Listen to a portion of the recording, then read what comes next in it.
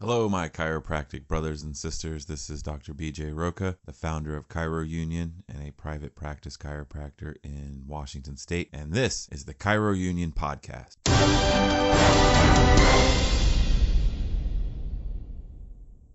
Today, what I wanted to do was talk about the insurance industry. Now, the fire for Chiro Union was really started by the oppression of the chiropractic profession by the insurance industry, and my research into that realm of how could this possibly be legal and what can be done about it. And that thought experiment is ultimately what led to the creation of Chiro Union. So today, what I want to do is introduce the insurance industry to the practicing doctor of chiropractic. Take a look at the industry as a whole. And then today, that's all I'm going to do is a brief introduction to the insurance marketplace. When you look at it, they usually talk about the big five, but really it's the big two. The big five would consist of Blue Cross Blue Shield, which is Anthem and Primera, and then a conglomerate or cartel of 33 or 34 other insurance providers that fall under what's known as the Blue Cross Blue Shield Association. They have 36 different names, but in total, they insure 105 million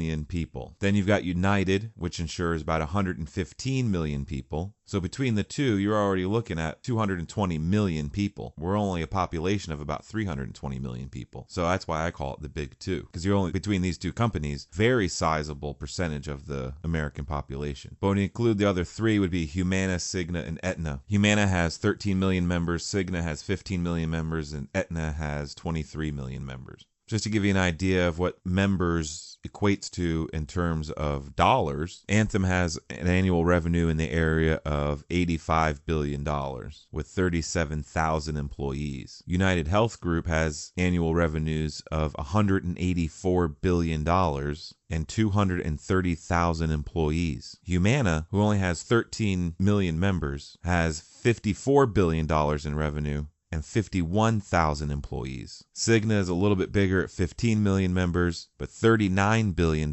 in revenue and 41,000 employees. That's a little weird there to me. So Cigna has 2 million more consumers, but their annual revenue is substantially less at only 39 billion, and they have 10,000 fewer employees. And in terms of income, Humana claims that they only have an income of about $600 million, but Cigna has an income of $1.8 billion.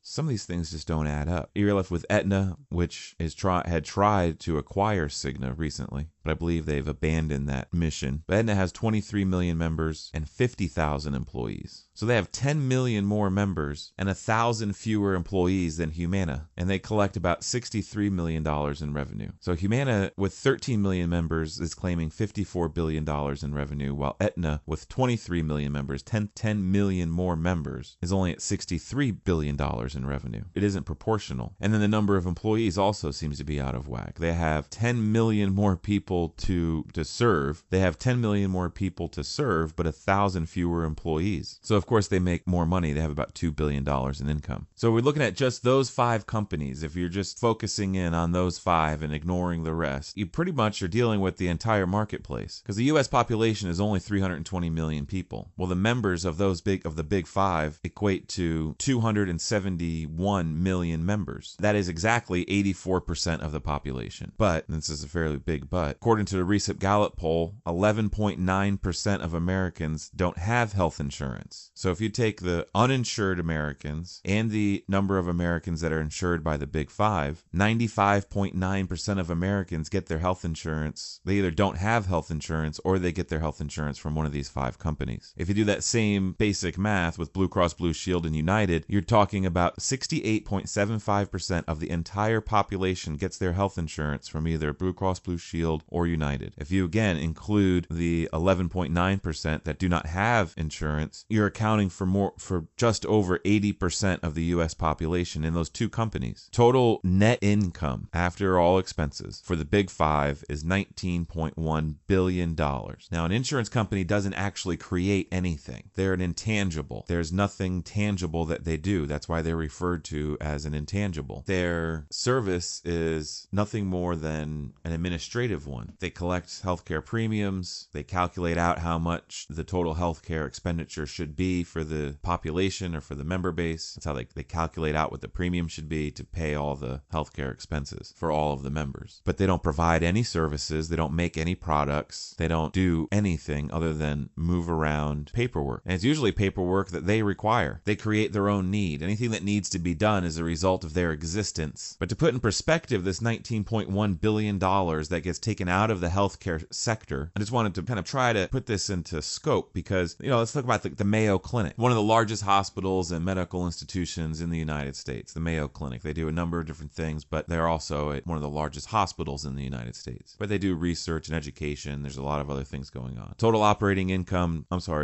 net income for the Mayo Clinic, $575 million. Now, Cedars-Sinai Hospital, again, is probably even a larger hospital than the Mayo Clinic. They're a non-for-profit. They have a total revenue of $2.8 billion. Now, we're talking strictly, right, $2.8 billion, that's total. And just put in perspective here, the total budget for the National Institute of Health, all the money that the National Institute of Health is going to spend, their entire budget, $31.3 billion.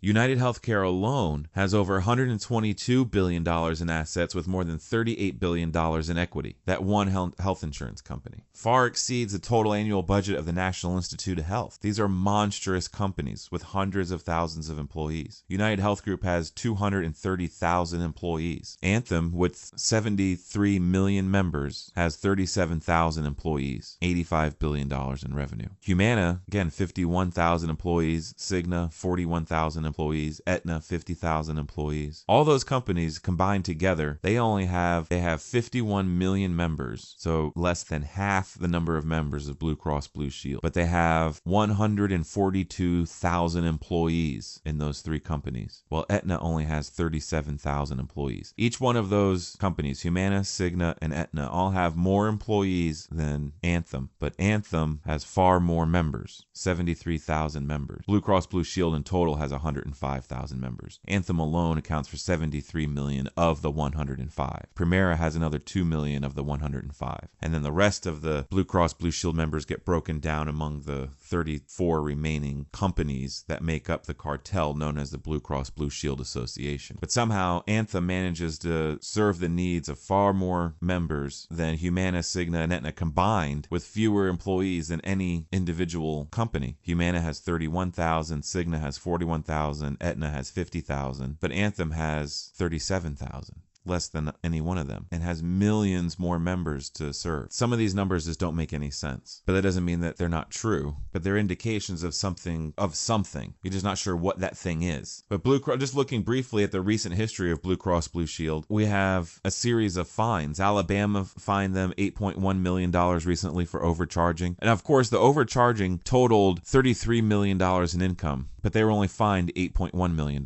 New Jersey fined Blue Cross Blue Shield $16 million recently for a failure to pay providers. That was in 2015. North Carolina recently fined Blue Cross Blue Shield $3.6 million in relationship to 25,000 consumer complaints that year. New Jersey recently fined them $1.1 million for a failure to protect patient information. Minnesota fined them $45,000, but get this, for overcharging $327,000. It appears as though maybe they paid the $327,000 back, but they definitely closed the individual plan that the whole company that was a part of the Blue Cross Blue Shield Association that was fined in Minnesota eventually wound up closing. The Office of Civil Rights recently fined Blue Cross Blue Shield $115 million for a failure to protect patient information when a records breach revealed that they had exposed the contents or 112 million member record. That's a lot of personal information that they allowed to be stolen, considering that the only thing they need to do is keep the information protected. And the only reason why they have the information is because they demanded it. Oftentimes, any of the information that they're taking in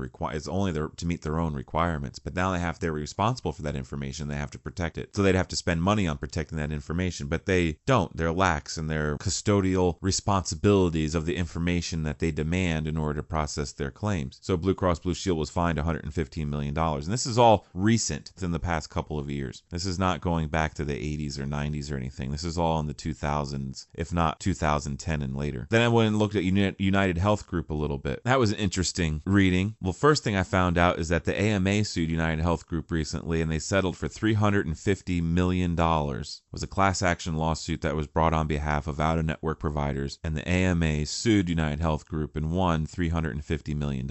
This is part of the case law that I keep referencing, that the AMA and the medical doctors have paved the way for us and shown us exactly what to do and how to do it and collect the massive amounts of money that these insurance companies have stolen from us. I use that language. I know it's strong language, but only after having convinced myself by talking to lawyers and looking at case law and looking at facts that I am absolutely certain that the out-of-network provider and the in-network provider are victims of oppression and thievery by these insurance industries for stealing, and they're literally stealing money out of our pockets every single day. Every time you process a claim, they're stealing money. And the medical doctor has shown us. And just recently, the AMA settled a case with the United Health Group for $350 million. But after I read about that, I started reading about the CEO that received the single largest golden parachute package ever in corporate history. He was paid $1.1 billion to be fired, essentially, or to quit, resign from his position. Now, he was paid between $50 and $100 million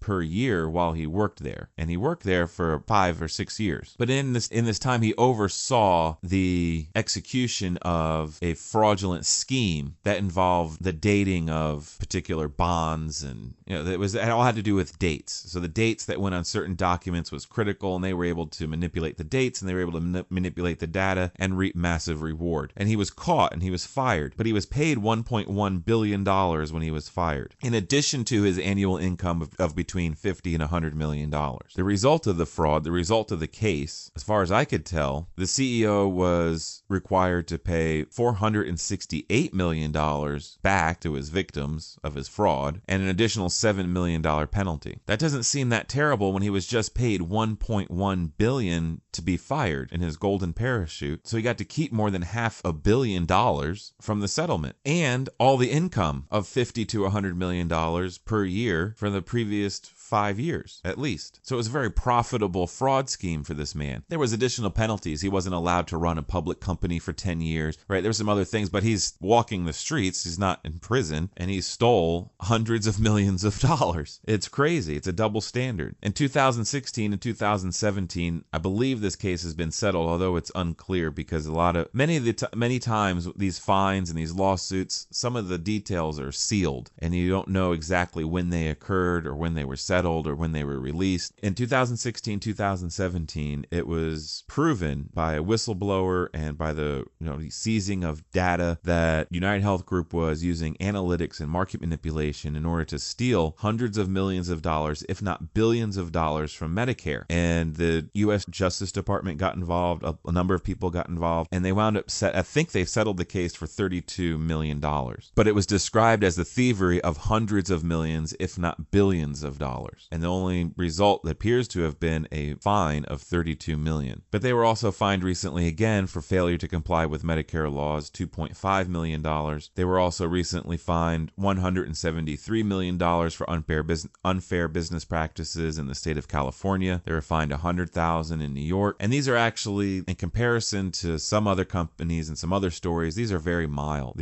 This is not the worst of the worst. This is just a brief introduction to what's going on right now and what's being released right now. There are plenty of cases that are sealed, don't have any information in regards to, but Aetna seems to be the bad boy on the block. If there was a bad boy on the block, it's going to be Aetna. They've been around a long time and they've been doing things bad for a long time. But this focusing since the 2000s of Aetna fines and court cases, this is what I found just recently. Starting in 2000, you have the federal court that fined them $1.8 million for torturous interference. 2001, Maryland fined them $1.8 $1.4 million for the manner in which they were processing claims. Again, in 2001, Texas fined them $1.15 million for failure to pay providers. Moving on, 2002, New York sued them or fined them $2.5 million for bad business practices. There was a variety of violations. 2002, again, medical doctors, there was an association of medical doctors that sued, and they settled the case in 2002 for $470 million for unpaid claims. So again, another group of medical doctors using the courts, using the state statutes in order to get money that they're due for work that they have done, and that case resulted in a settlement of $470 million.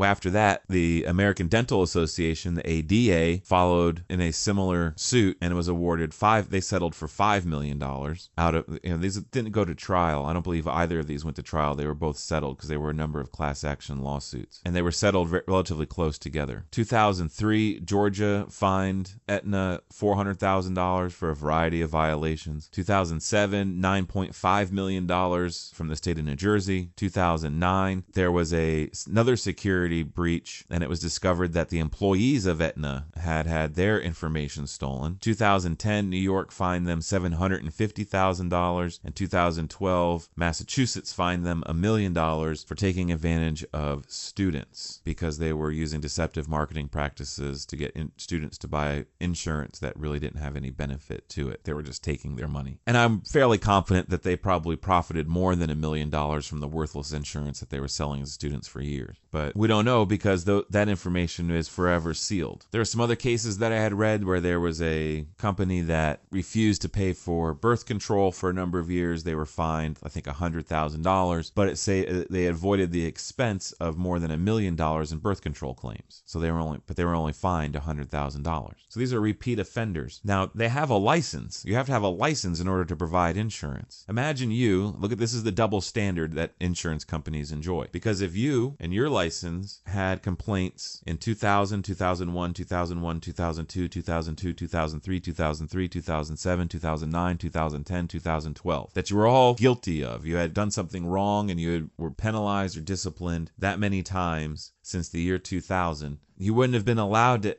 been afforded the ability to have violations in 2009, 2010. If you had 10 previous convictions, they would have taken your license away, but not an insurance company. Just pay the fine and continue on, business as usual. If you were a private citizen and you had done anything, even a misdemeanor, if you pump your music really loud and the police come, the first time they'll say, hey, knock it off. The next time they might write you a ticket. The next time they might write you another ticket. The third or fourth time, they're going to, even though it's just a minor infraction, a misdemeanor, now you're going to be arrested and you're going to have to serve jail time for playing your music too loud. And if you continue to do it a fifth and a sixth and a seventh time, you're going to serve more and more and more jail time. Eventually, they're going to take your freaking radio away, right? They're going to draw the line in the sand. You're not going to be able to continue on with that behavior. But nothing stops these insurance companies. They operate by a different set of rules. In the second quarter of 2017, the top 6 health insurance companies, United, Anthem, Aetna, Cigna, Humana, and another company that I've just learned, Centene, reported a combined profit of $6 billion. Now,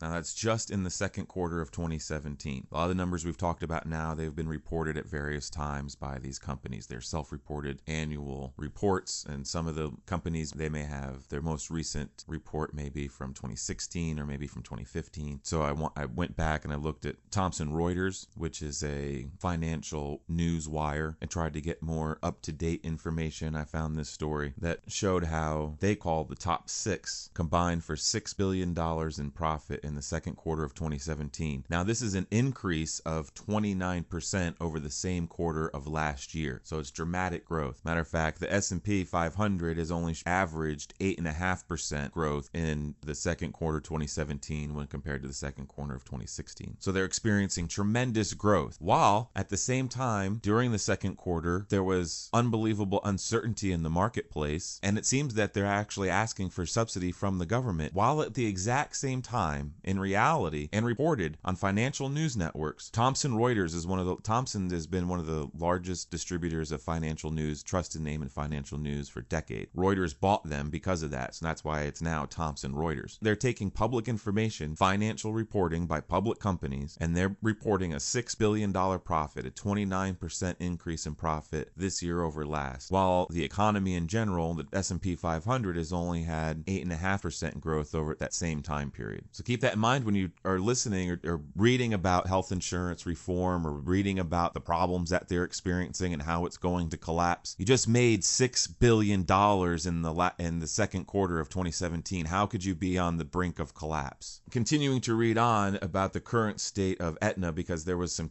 they were trying to acquire another company. It didn't work out. They seemed to abandon that. And so what are they doing now? Aetna, after having abandoned their merger or acquisition that was derailed by a government ruling, they've actually moved into the government sector. They've become more heavily involved in the government sector. And this actually is a growing trend within the industry, and Aetna seems to be leading the charge, or at least being much more aggressive than most. But some of them are already heavily involved in government programs, but Aetna has diversified its portfolio. It's pulled out of the acquisition. It's taken those resources and it's invested them into government programs. And right now, just about 50% of all claims that go through Aetna are in some way paid for by the federal government, not even state government, they're federal government. And the Standard & Poor's director was on the news, and in the interview he said the trend right now is the growing portion of healthcare claims that are directly or indirectly paid by the federal government. That's what the insurance industry is moving in the direction of. This is according to the director of Standard & Poor. His name is, I can't pronounce his last name, but his first name is Deep. Literally, his first name is Deep, which I love and appreciate, and I found interesting when I was reading his quote. But I wanted to point that out, that the industry is moving towards Medicare, and they must believe, or they may be lobbying for, a Medicare for all type scenario that could be feasible. Because if they're spending billions of dollars into federally insured or backed claims, there must be a reason for it. And that reason, one, may be the reimbursement levels. They believe, or they're going to lobby for, an expansion of Medicare programs, which is why they're becoming more heavily involved in Medicare programs or Medicaid programs. Anything that's insured or guaranteed by the federal government, they're getting heavily invested in, and Aetna seems to be leading the way. Which, how good do you feel about that? I just got done talking about all the different ways that they have been taking advantage of the government and stealing money from the government, United, Aetna, and all these different companies. So they're getting in trouble and getting fines and showing how they are unethical, how they can't manage the information, they can't meet their custodial responsibilities for information, they have security breaches, they overbill, they use fraudulent business practices, and they've manipulated the markets to steal hundreds of millions of dollars in Medicare. But they're allowed to keep their licenses, they're allowed to continue operating, and actually they're getting more heavily invested into those same markets that they're experiencing all these fines in. Obviously these fines must be profitable. Why would they continue to expand their efforts into those markets? If they were getting fines and losing money, they would get out of those markets, but they're not. They're getting fines and making money, so they're getting into those markets. And if that's what they're doing, then the smart money would be on an Medicare expansion, because these companies have more money than the government when it comes to the lobbying effort. $6 billion. If they just, a small percentage of that goes to politicians, they can get legislation passed quite easily to expand Medicare, especially if it's a bipartisan issue. Because remember, the Democratic solution is an expansion of Medicare, and Republicans can be influenced with money. So now it becomes bipartisan, and now we're uniting the nation, and you're providing healthcare to people, which is good. So, that's the silver lining on the cloud. What I'm looking at, I'm seeing a real possibility of Medicare expansion in the near future. Looking at the economy as a whole and looking at how did this all get started, looking at it kind of historically, because most people get their insurance from their employer. And when I was a young kid, I much rather have had money. Like I can remember one job I had in particular where I had worked there for a number of years. I made a decent amount of money. It's the same job when I was talking about paying for car insurance. In a similar scenario, I was like, well, son of a bitch, because I was paying hundreds of dollars per paycheck for health insurance that I never used. I only used that health insurance once, and I used it once after the company got bought and I was terminated. My position was terminated because the company was acquired by another company. So you showed up for work one day and there wasn't, they're like, well, sorry, but this is your last day. This is your last check. We've been acquired by a different company. So there's no, that's it. We're closing up, because all of our customers were now somebody else's customers. We had nothing to do. They had bought the company. But at that same time, when I was struggling for dollars in my pocket, I remember being frustrated that I was forced to buy this health insurance that I wasn't even using. I had never used the entire time I worked there. But I needed money to pay for my car insurance, so they were both insurances. I wasn't really forced to buy the medical insurance, but it was part of my employment package. It wasn't like an option. It wasn't like, well, I could say, well, I'd much rather have money. How about you give me that money every week instead of your health insurance? Well, that everybody has to take part in the plan. Not take part in all was not something that you could do. The money just came right out of your paycheck. Why is that? Let's reverse roles. Let's say you're selling something. Anytime anybody offers you money plus something else, you know that they're bartering, you're trading this something else in lieu of money. So say you're selling painting for $1,000 and somebody offers you $900 and a couple stickers. That's essentially what they're doing with health insurance. They want you to do the work. They want to reap the benefits of your work, but they want to pay you less money than you're actually entitled to, or you actually have earned. Why would they want to do that? I mean, one, they save that money, but they have to participate in this health insurance program. Well, the government gives them a tax benefit. That's why it's usually larger employers, larger companies that need substantial tax benefits. They're the ones that offer the benefits. So last year, that equated to $275 billion. That's the tax benefit that was given to employers for not paying their employees, but instead offering them something else, which is medical insurance, because they get a tax benefit for doing so. And that tax benefit last year equaled $275 billion.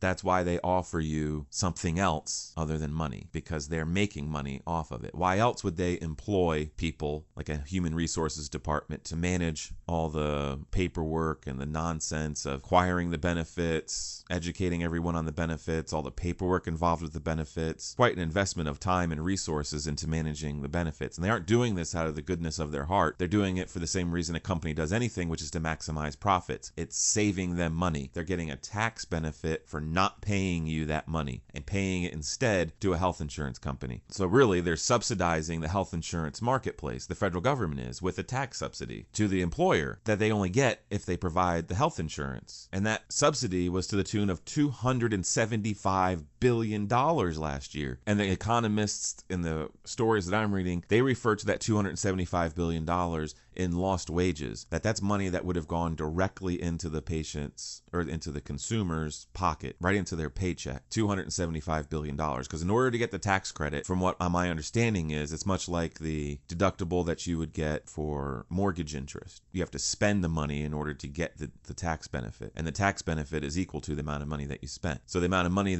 where they paid something else in lieu of a wage, so therefore that $275 billion would have been a wage that would have been paid to the individual that did the work. So the individual, the worker, lost at least $275 billion in income. But just like the man that wanted to buy the painting and he offered $900 and some stickers instead of $1,000, right? There's some benefit to him doing that. So I believe that the lost wage is actually much greater than the $275 billion. So there's been an evolution over time, and there's been different influences and lobbyists and laws. But right now, we know that it leads to at least $275 billion in lost wages to the American worker, that instead they get this promise of something else. That's just in the lost wages. That does not include their contribution, because they're still paying. In addition to the $275 billion, they're still literally paying money out of pocket to the tune of $1 trillion.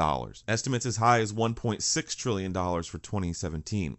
It could be as high as I've seen as high as 1.6 or 1.8 trillion dollars this year will be paid to health insurance companies. That's in addition to the $275 billion subsidy, indirect subsidy. This is the current state of the healthcare industry. Now, the AMA also plays a large role in this as well. The Foundation of Economic Education published an article earlier this year, I believe it was in August of 2017, which starts, both directly and indirectly, the AMA also controls the price paid to physicians, the licensing of physicians, the accreditation of medical schools, admission into medical programs, and the payment policies of insurance companies. The AMA runs on membership fees, and its mission is to protect the interest of current doctors, not the American public. And they went on to explain how the AMA really do, either directly or indirectly, they completely control and dominate those aspects of the medical profession. It's oftentimes where they're referred to as a cartel because they have such broad powers and such dramatic influence. The point of the article was that they were trying to demonstrate what influences such high costs in the United States, because healthcare is extremely expensive in the United States. I'm sure we've all heard this statistic before. The United States spends more money on healthcare than any other country in the nation per capita. Each individual is going to spend more money on healthcare than anywhere else in the world. And we have some of the worst results. We rank 32, 33, 31 in overall healthcare. We're in the 30s in overall healthcare, no matter how you cut it. Children born in Bosnia are more likely to see their first birthday than a child born in the United States. That's a fact. But yet we spend more money. We have the best medical technology. All those other countries, I would assume that the majority of those doctors come to the United States, learn, get their education, and then go back to those countries in order to provide healthcare services. That there's at least a large number, there's a sizable portion, a measurable quantity, are trained in the best educational facilities in the world, which are in the United States. But we don't have the best healthcare in the world. We're far from the best healthcare in the world. We're under Bosnia, in categories such as infant mortality. But they were using the influence of the AMA in order to demonstrate why the costs of healthcare in the United States are so high, because they're working to protect the current physician. And right now, the United States has 50% fewer practicing primary care physicians per capita than Germany, which in any market, when you have a limited number, right, supply and demand, basic economic principles, the result is higher prices for less quality and less actual time, fewer services. In some cases, a growing trend is you may not even see the doctor. The doctor may get paid because his nurse saw you, but you may not even see the doctor. But the doctor will still get paid. That's the result of increasing prices with decreasing care, or decreasing time, or decreasing quality. If you could sell a Kia for the same price as a Mercedes, why wouldn't you? Why would you make a Mercedes? Or you would charge even more for the Mercedes than the Kia. But fewer and few people would be able to afford the Mercedes, and people would have to buy the Kia, but they'd be paying Mercedes prices. That's what is happening right now in the United States. Currently, we are paying Mercedes prices and getting Kia quality because we have fewer doctors, we have fewer physicians. We have fewer physicians because the AMA controls the accreditation, the admission policies, and the licensing of medical physicians in all 50 states. They control how many people get licenses, how hard it is to get a license. We have real problems. We have health insurance industry oppression that is blatant and obvious that we could easily work to end. We could come together and sue the insurance industry for hundreds of billions of dollars that the medical profession and the AMA have already shown us how to execute. They've made a plan and they've executed it. So we know that it works, and we can follow in their footsteps and have a voice and an influence over insurance payment policy, just like the AMA does for the payment of medical claims to their physicians. But we're going to need to organize in order to do that.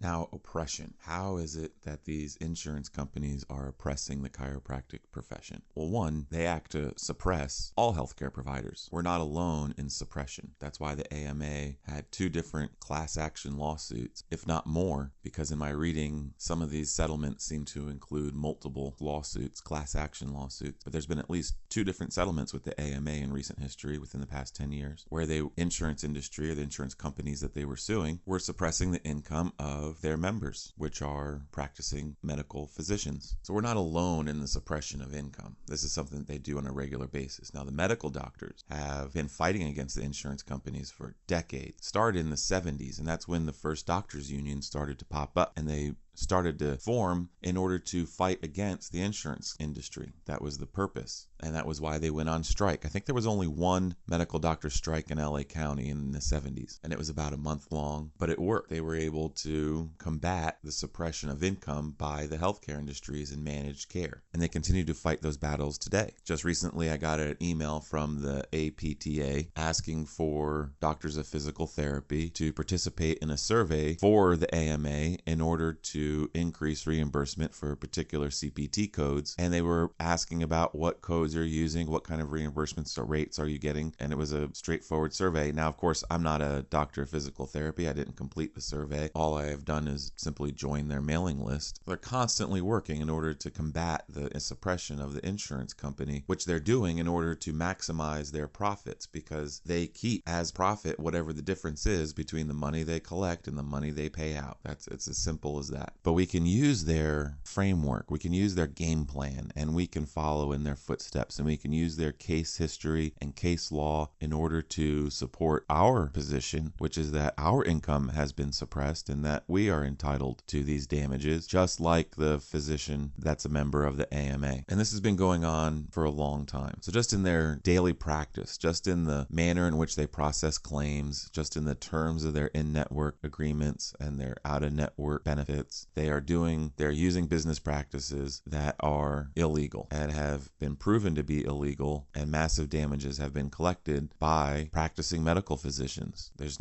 nothing stopping doctors of chiropractic from following those same lawsuits and fighting those same battles. Part of oppression is suppression, and the suppression of income, it should be obvious to anybody that's ever processed a claim or sent a claim to a health insurance company. Now, what are we doing when we're filing a claim? Why is it called a claim? It's not a bill, right? It's not an invoice. It's a claim. It's a standardized claim. What you're doing is you're claiming your money. Essentially, what the health insurance industry should be is a administrative tool where they collect patients' money, they collect their members' money, they collect a certain amount of money from all their members in order to cover the healthcare expenses of all their members. So really, all the money that they collect is their members' money. It comes out of their paycheck, right? It's their money. They earned it, and then that money is paid to the insurance company. They're just holding on to it. They're just an administrative holding account that then pays out expenses. The money becomes your money once you provide services to the member. It was never the insurance company's money. They didn't do anything in order to earn any money other than administrative tasks. They should be paid on the efficiency at which they process claims. That's where they should make their money, because that's their role and that's their function. But instead, they make their money from the difference between the money they collect and the money they pay out. But you're filing a claim because it's a claim for money that's your money. You've already provided the services. You're the one that actually helped a person that needed help, someone with an ailment, someone was suffering, and you, the provider, provided an intervention. You did something, you were trying to help them. You provided a service in order to help this ailing person. But you will gain far less income than the insurance company from providing those services. You also have to assume the responsibility for all the costs associated with providing that service. What are some of the things that you need in order to provide a service that is billable to an insurance company? Well, one, obviously you're going to need a license. In order to get a license, you're going to need an education. That's a substantial cost. In order to be a licensed provider, just to have a license, you have to have an education and continuing education. You have to have your own malpractice insurance. You have to have a clinical setting. That clinical setting is going to need to be insured with its own liability insurance, business insurance. So you have to have at least two different insurance policies, one for the clinical setting, another for the professional liability or malpractice insurance. You have to have an education in order to get the license. Now, if you're going to have a clinical setting, you're also going to have heat, power, electricity. Lights are going to have to be on. You're going to need to have a phone number so people can contact you. If you're going to bill it to an insurance company, in all likelihood, there's going to be some requirement for a fax machine so that you fax things to them, which means you need to have a landline. You're also probably going to need to have access to the internet. You have to have internet access in order to,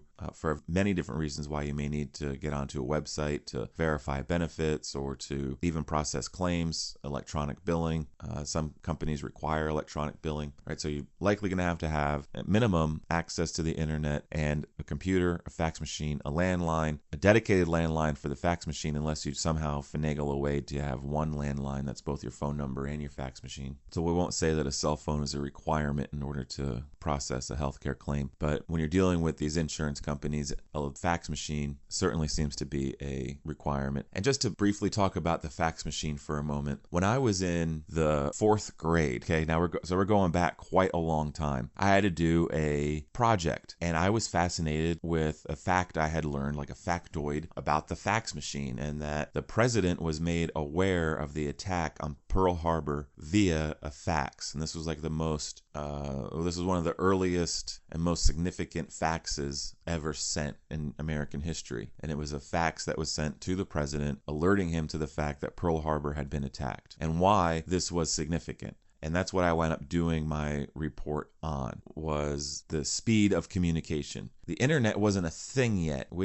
Nobody knew about the internet. There was no internet. I wouldn't learn about the internet for a few more years, 4 or 5 more years. And when I first learned about the internet, it was a ham radio hobbyist that introduced me to the internet, showed me the internet for the first time. And it was like, well, okay. It didn't really click with me that what this internet thing would develop into, although it was extremely obvious to this man that was showing it to me, because he knew that this thing was going to change the world. And he was overwhelmed with enthusiasm and excitement about the internet. And I didn't quite get it, but I was also a kid. But I did this project on the fax machine when I was in the 4th grade, pre-internet. And to today, who uses a fax machine anymore for anything? And why is it that they require you to send fax or to fax things? Or the fastest way to process information is via fax with an insurance company. It's mind-boggling, because they'll say that according to HIPAA that a fax machine is more secure. Now let's just look at that on its surface. This is obvious bullshit. An email address is protected by a name and a password. So only one individual, the person that you're emailing it to, or whoever has access to that email account, can access the data that you've sent. So it's protected literally by a name and password.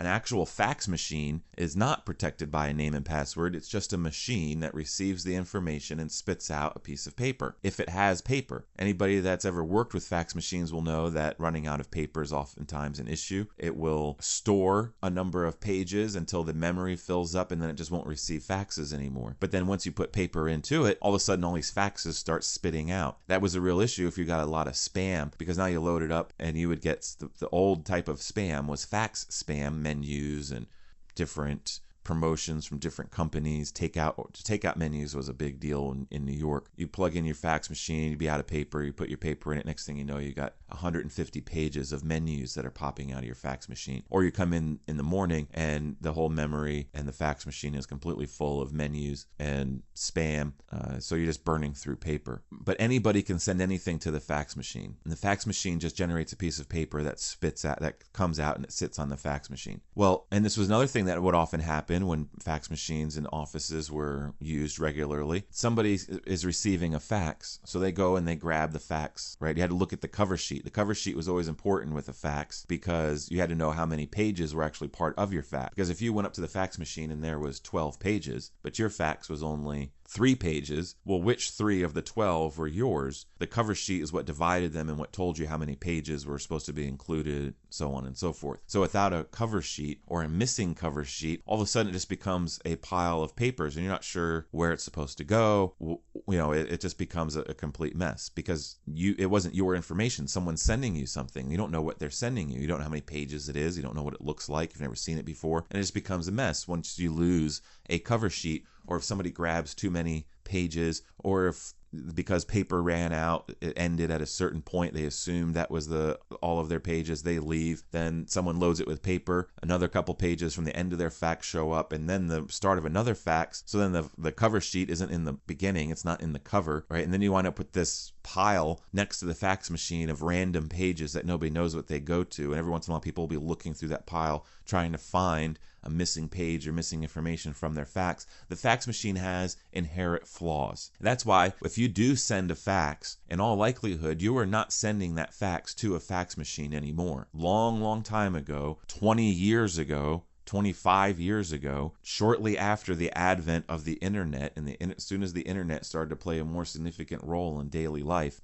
we developed e-fax. And instead of receiving your fax via fax machine, you would receive your fax via email. It was much more efficient. It was a much better way in order to receive information via fax, was to have it sent as an attachment to an email into your email account. Now it actually was secure. You were ensured that it would be complete, one package, everything would be in that email, it would be searchable, it was already in the computer, you could save it, you could share it, you could forward it. It was superior to the fax machine. So there's no way a multi-billion-dollar company, Humana, $54 billion in revenue, Cigna, $39 billion in revenue, Aetna, $63 billion in revenue. That Centene company, $40 billion in revenue. United, $184 billion in revenue. Tell me these people don't have the access to email. They make billions of dollars per year, sometimes in a quarter, and they don't have the ability, they don't have access to email. They don't have the ability to have secure email addresses for their adjusters that are sharing information on a regular basis, daily basis. Of course they do. Of course it's the most efficient. It's the most efficient for everybody. It's the most secure for everybody. I've processed loans for $1 million homes through email 10 years ago. 15 years ago is when I did that. And we did that on a national level. So there's no reason in order to process a healthcare claim that you have to use the insecure fax machine, because they're not using a fax machine. They're getting that fax via email. They're just telling you that they need you to send it via fax. Because it's a mechanism of oppression, it makes it that much harder and that much more expensive in order for you to create and process a claim, in order to claim the money that you've already earned, because they don't want to pay you that money. They want to hold on to it. So anything they can do, any stumbling block, anything that they can make it slightly more expensive, slightly more complicated, slightly more difficult, has a cumulative effect to make it less and less likely that you'll actually get the money that you have already earned and that they'll keep it. So that's why they perpetuate this myth of the fax machine and how it's secure. And according to HIPAA, they'll throw HIPAA right in your face and say, according to HIPAA, we have to make a reasonable effort to keep the patient's information secure. Well, a name and password protected email address is far more, that's reasonable protection of the patient's private information, more so than an actual fax machine where the documents just go around the office. They also, I don't know how they do this, but it is very frustrating to me in that they have the patient or their member, they get them to believe that the best thing to do is contact the provider and have them explain the benefits of their insurance to them. That's the most common question that I get on a regular basis. Do you take this insurance? What's the benefit? Right? They have all kinds of questions about their insurance, because more and more people have insurance. More and more people are spending a significant amount of money on their insurance. They want and need to use their insurance, but they don't understand it. So that, I don't know why, but they inherently or innately will assume that it's the provider that needs to give them that information or provide them with that information. And then even when you get the information, even if you go through the hoops and you get the information for the patient, because actually, before you start collecting money and providing care for people, it is a good idea to have an understanding of what exactly is it going to cost you. Is there going to be a bill in the future? Do you have a deductible? Right? This information is all important information. So even if the patient, and oftentimes the patient will just assume that they have this wonderful benefit. I've never had a patient assume that they don't have a very good benefit. They always assume that they'll pay $5 and everything will be paid for, right? That's in their mind, that's what they're paying for when they sign up for the insurance. And they spend enough money on it that really that should be the benefit that they get, but that's not the benefit that they get. And then because they've complicated that language as well, because there used to just be deductible copayment. That's how simple it used to be. What's the deductible? How much of it have they met? What's their copayment? Beginning and end. That's it. Not now. Now you have in-network and out-of-network status. But now they can have separate deductibles for in-network and out-of-network deductibles. They can have out-of-pocket maximums. So they have out-of-pocket in-network, out-of-pocket, out-of-network. They have a copayment still, but they also have a thing called co-insurance. And I don't know why they use the term co-insurance, because it's not an insurance. It's a payment. It's another payment that the patient needs to make. But the patient could talk to the insurance company. They can listen to the insurance company and they could hear, oh, well, there's a 30% co-insurance. And I think, okay, that sounds like it's something that they're not responsible for. It sounds like it's something that some other insurance is responsible for, or their employer is going to pay. So it's not, because of the word insurance, it makes the consumer feel like, well, that's not something I'm responsible for, when in reality, that's exactly what it is. It's a payment that the patient is responsible for. But they use the term insurance in order to describe it. So it's why use that term? And all these things to happen together in a manner of collusion. It may be one company starts one nonsense a little earlier than another, but once you see one thing in one company, very quickly you'll see that thing spread throughout all the companies, like the fax machine. That's a very common theme with all claims.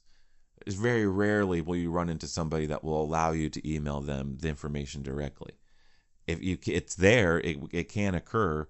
Sometimes they'll have an email address set up that's a general email address where things will get emailed into, but they're not particularly efficient or effective because things get lost a lot. So that's why they'll actually encourage you not to use the general email. They'll encourage you to use the fax, because the fax is more likely to go directly to them. Well, why is it going directly to you? Because it's an e-fax It's a fax that they receive via email, but they want you to have the equipment. They want you to have the landline. They want to force upon you the expense, the additional expense and the additional headache of having to use a fax line instead of email. They even go so far as to have different customer service for in-network and out-of-network providers.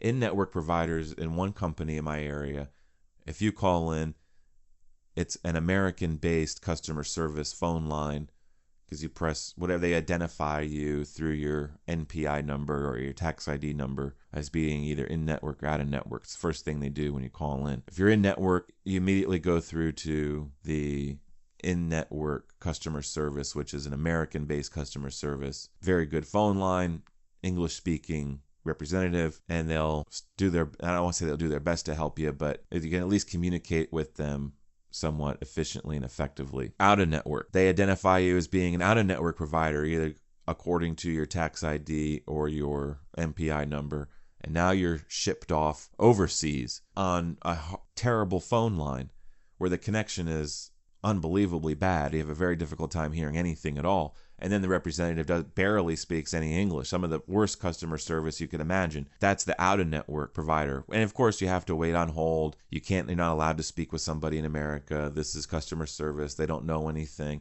right? Just terrible customer service. You barely can communicate with them. It's not even worth calling. So that's one of the mechanisms that they use in order to push you into the network. The existence of the network is to the benefit of the insurance company. They try to the benefit to the benefit to the provider for being in the insurance network is an artificial benefit that's been created by the insurance industry. That's unfair and unjust. So when we have this contract, the in-network contract, it's a boilerplate agreement. It's a contract of adhesion. It's a take it or leave it contract. None of the terms are negotiated. So even in other boilerplate contracts, such as commercial leases or vehicle leases or employment contracts that are very boilerplate, the entire contract is already pre-written ahead of time. There's still a few terms that are negotiated in those contracts, such as the term, how long are you leasing the car, how long are you leasing the building, and the amount of money that you pay. How much money are you paying on a monthly basis, or what interest rate are you paying? These are terms that are negotiated on those contracts. The insurance in-network, out-of-network provider contract there is no term that is negotiated. They may give the illusion that you can choose a network level or a network status sometimes, rarely, but oftentimes there's not one thing that in that contract that is negotiable. It is ironclad, and there's never been an instance where chiropractors or any individual chiropractor has negotiated any aspect of that agreement. Completely one-sided, because one party has an extreme negotiating power over the other. They have superior bargaining power, and they've exploited it to the maximum because you're not allowed to negotiate anything. That's one aspect of what makes those agreements challengeable. And that's one way that the American Medical Association has been able to challenge those agreements. And when they challenge those agreements become unenforceable. When those agreements become unenforceable, all the money that the insurance company did not pay to the provider, and as a result of that agreement, becomes payable to the provider. Hundreds of millions of dollars. That's why they continue to fight these lawsuits. That's just one way to do it. So now these contracts of adhesions, these in-network, out-of-network contracts, they also are unjust because the agreement that establishes the network, the agreement that is between the provider and the insurance company in order to establish a network for their members, also sets the terms for the out-of-network provider, which oftentimes are worse than the terms for the in-network provider, which is why that's the artificial incentive that they create for you to join the network. They create this illusion of better benefits or faster processing or whatever their nonsense is, when in reality it's simply access to the patients in your area that you need in order to survive, in order to generate income. So you have to join these networks. But these networks, the network agreements, create or define the out-of-network status or the terms of being an out-of-network provider. So now what sense does that make? Because let's say Dr. Smith gets into a network with Blue Cross Blue Shield, but down the street, Dr. Jones is out of network. Well, because Dr. Smith has gotten into an agreement with Blue Cross Blue Shield, they've defined the terms of the agreement between Blue Cross Blue Shield and Dr. Jones. Dr. Jones didn't enter into any agreement at all, but yet he is directly influenced by the terms of the agreement between Dr. Smith and Blue Cross Blue Shield, because that agreement is what defined the terms of the out-of-network provider. That's not just at all. I'm not even aware of the agreement, and yet I'm subject to its terms. How ridiculous is that? And that's one of the things they use in order to determine the value of a chiropractic adjustment, is the rate at which insurance reimbursement is occurring in the area, within the network, their own reimbursement. That's why the reimbursement continues to drop, because they pay less and less, and they use their payments in order to justify future payment. They don't use the cost of the education. They don't use the cost of the clinical setting. They don't use the cost that the provider actually has to assume in order to provide care. They use a different matrix in order to determine the pricing structure, and the pricing structure is based upon reimbursements that they make, reimbursements that they continually drive down, so that it perpetuates itself in a downward spiral. Sometimes, I don't want to say that's a constant case, but many times that is the case. Reimbursements for the past 10, 15, 20 years in chiropractic, if not 30 years, have been on either flat or on the decline. But the cost of providing services, the cost of the education has continued to go up. The cost of the licensing has continued to go up. The commercial real estate, the clinical setting, the utilities, the internet, all those things go up, but not the reimbursement rate. That's continued to go down. These are the problems within the profession. The guru out there with their nonsense telling you how they're going to give you the secrets to success and how you need to focus on your Facebook or marketing and all that bullshit, that has nothing to do with the challenges within the industry, the threats that face our profession. We have real competition. We have real insurance oppression. We are billions and billions of dollars, tens of billions of dollars every year are being taken out of the pockets of chiropractors for care that they're providing. These are real problems, not some imaginary bullshit that some guru is out there selling.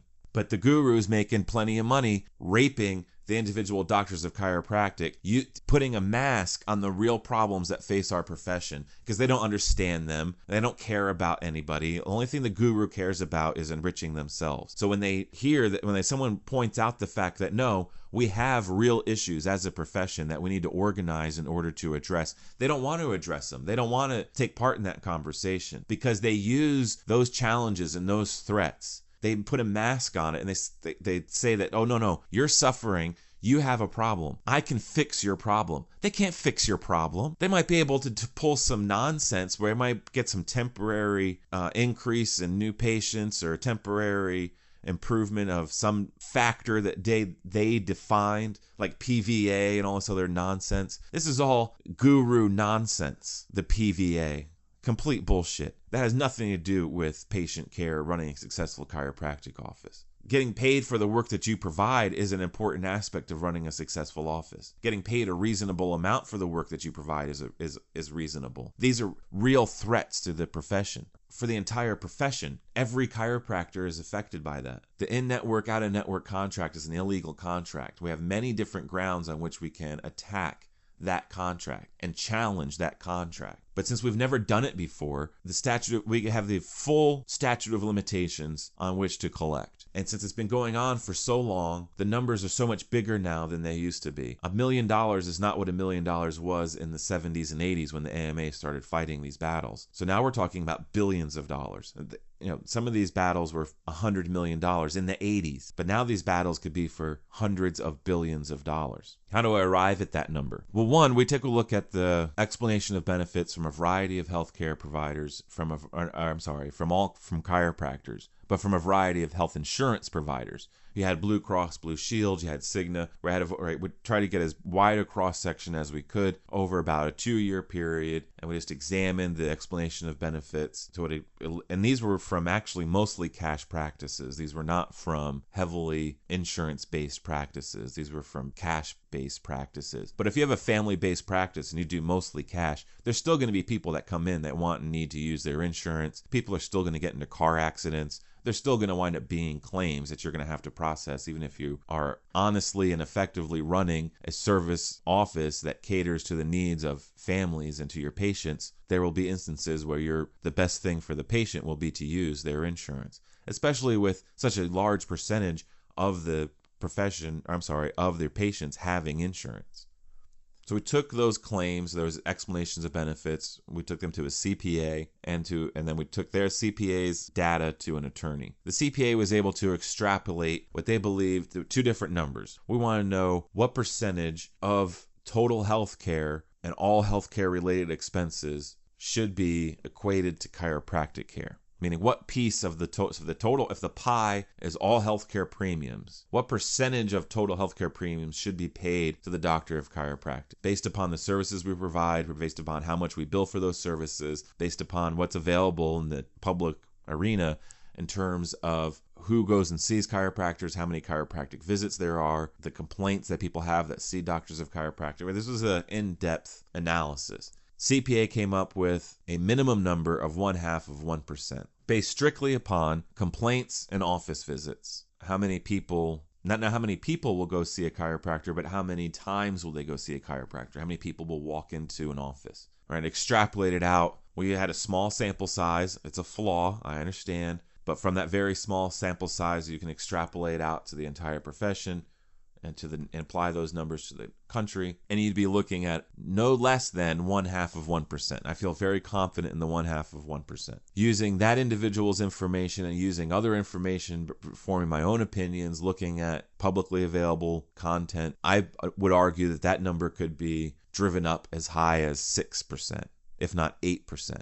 It could go much, much higher, but it'd be very difficult to go lower than 0.5%, just based on the number of office visits alone. And with a modest office visit rate, nothing extraordinary or extreme. Because an office visit for a medical doctor is probably $400 to $600. Just the fact that you've made an appointment. Not that you might not even see the doctor at $400 to $600. If you see the doctor, it might be $1,000 or $1,500. Just the fact that you've walked into a medical facility and you have an appointment to be seen by somebody, which may not be the doctor, it's going to be many hundreds of dollars, and you may only take up a few minutes of somebody's time. Just the same as going to see a chiropractor. 0.5% of total premiums from 2015 would equal $50 billion, meaning that $50 billion of premiums that were collected should have been paid to doctors of chiropractic. Look at this conversely, a different way. We can also reach that number in a slightly different way. Rather than trying to figure out what percentage of chiropractors or what percentage of the total healthcare pie should be paid to doctors of chiropractic, you can also get to that same number in a different manner, which is taking, again, a very small sample size of explanations of benefits and accounting reports, right? This is how much money was billed. This is how much money was collected. This is the amount of time it took to collect it. Taking that information, extrapolating it out on a nationwide level, ironically enough, if all care, meaning if everything that you did went through an insurance company, if cash wasn't an option, because cash is essentially wholesale. So if we just took every patient visit that we could, by best estimates, verify, and that was paid at a retail rate, meaning the total market size was just over $50 billion. I think it was $55 billion. But again, we're dealing with a small sample size, and especially cash patients, it's very hard to determine how many actual patient visits there are. And this is information that, the profession is so disorganized, we're not even exactly sure how many practicing doctors of chiropractic there are. So these numbers are very flawed, because it's such a disorganized profession. And that's why we're dealing with very conservative numbers. The 0.5%, very, very conservative. The number of office visits that we used in order to extrapolate, and also the retail rate, both numbers, very conservative. But they were two completely different calculations. The theme was to be conservative in our estimations, but both of them wound up around $50 billion a year. So we got to that same answer two different ways. But we've never been paid anywhere near $50 billion. In reality, the insurance companies will pay out in the area of $5 billion, $4 to $5 billion for chiropractic care. Now, the total market of chiropractic care is bigger than that, because ancillary services are actually bigger than chiropractic. $4 to $5 billion is strictly for chiropractic care, but doctors of chiropractic will be paid in the area of $15 to $17 billion in 2017 because of ancillary services, meaning that more than 2/3 of the things that doctors of chiropractic get paid for have nothing to do with chiropractic. From an insurance company, that is, anyway. So that those could be massage. Most of that is probably massage or home care, nutrition, supplementation, physical therapy, lasers, right? Whatever, anything else that the insurance company may pay for that can be provided by a doctor of chiropractic in the country. And in the country, that could be a lot of different things. It doesn't, in my state, a chiropractor is limited to a fairly straight scope of practice. But California, Florida, Maryland, some of these, New Mexico, some of these other states, you are not limited strictly to the chiropractic adjustment. You have a much broader scope of practice depending on your licensure and your education. Like, you could have a physical therapy license in some states in addition to your chiropractic license. So there's a number of different things that would influence your income making potential. But we're trying to deal specifically and focus on the chiropractic adjustment. When I say $4 to $5 billion paid by the insurance company, that's for chiropractic care. It's not for physical therapy or some ancillary service, massage therapist that may work in your office or something like that. Because we don't have the means or mechanism to stand up for ourselves. Now you're the bully. You get your money by taking the lunch money of the small kids at school. You're the bully, and you go and you pick on the little kids and you take their money. That's how you generate your income. That's the insurance company. But now, who is the bully? Who is the insurance company going to go after? Who are they going to target the most? Are they going to go after the jocks? Well, the jocks are organized, right? They're the MDs. They are well armed. They have plenty of money. They have attorneys. They have trade associations. They're big. They're strong. Are you going to go pick on the jocks if you're the bully? No, of course not, because they're organized. You're going to go after the little guy, the one that's not organized, the lone wolf, the one person that's out there on their own. Because all chiropractic is a loose collection of people that have a similar degree. There is no true organization or representation of the profession. Our largest trade organization represents less than 10% of the entire profession. Tiny little organization. Doesn't represent the profession at all. So we're very easy to pick on. We've never even stood up for ourselves. So they just keep picking on us. So they're making 10 times as much money off of our work as we are. Chiropractic care will generate $50 billion this year, but only $4 or $5 billion of it will be paid to doctors of chiropractic. The remaining of it's going to stay in the hoppers and in the overinflated bank accounts of the health insurance company, unless we stand up and do something about it. Because you can organize and you can force meaningful change now, the terms of these agreements, and to challenge these agreements. But it's not necessary to challenge the agreements. We've estimated it would cost $6 to $10 million in order to challenge these contracts. Meaning and then that would mean going to court and seeing it through, a complete challenge of the contract. Now, there's many different ways to challenge the contract. So it could be a swing and a miss. It could settle, right? There could be a lot of things that could happen. But one of the things that could happen, now the lawsuit that you would be filing would be for a minimum of $500 billion, $490 billion. So now let's look at this as a business. Chiropractic as a profession. If you come up with $10 million, you can file a suit that in all likelihood we know you will win, and you're going to start at $490 billion. Now, that number, obviously, if we settle, would drop dramatically and significantly. Some of these lawsuits were in the billions of dollars that settled for $450 million, $500 million. I have no idea what this lawsuit would settle for, but it would be a record because of the length of time they've been allowed to continue raping our profession of billions of dollars every year. It didn't take 20 years for the medical doctors to organize and bring the oppression and suppression of the insurance company to an end. But unfortunately, it's taken chiropractors that long to even consider the possibility of ending insurance company oppression, to even challenge the contracts. So that means there's a lot of money that's been stolen over a lot of years that we have the ability to try and collect. That's a wise investment. Even if we because we have at least three different ways that we'd be able to challenge the contract. One was the injustice of the in-network, out-of-network provider. Two is the overwhelming superior bargaining position. And three is just the injustice and the legality of the contract as it is implied or as it is applied today. Thank you very much for listening. I love and appreciate all of you. If you have any feedback you'd like to share with us, get involved on facebook.com/ChiroUnion. Like, share, subscribe, leave a comment. Or if you like, you can also email me, chirounion@gmail.com. Thank you very much. I love and appreciate all of you. Adio.